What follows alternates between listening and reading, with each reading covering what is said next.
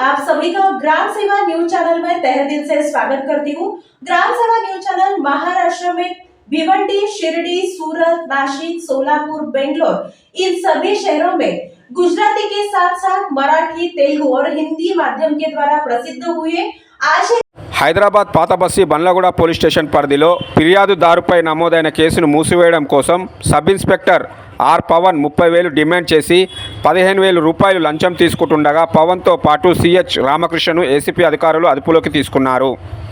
మరియు బండ్లగూడలోని పోలీస్ కానిస్టేబుల్గా విధులు నిర్వహిస్తున్న బి సంతోష్ వద్ద నుంచి 2,000 రికవరీ చేసి ముగ్గురిని అరెస్టు చేసి ఏసీపీ ప్రత్యేక కోర్టు న్యాయమూర్తి ముందు హాజరుపరిచారు. ఈ సందర్భంగా యాంటీ కరప్షన్ బ్యూరో అధికారులు ప్రజలతో విన్నవించడం ఏమనగా, ఎవరైనా ప్రభుత్వ ఉద్యోగులు డబ్బులు డిమాండ్ చేసినట్లయితే టోల్ ఫ్రీ నెంబర్ 1064కి కాల్ చేసి సంప్రదించాలన్నారు. ప్రజల ఫిర్యాదుదారుని పేరు మరియు వివరాలు రహస్యంగా ఉంచబడతాయన్నారు.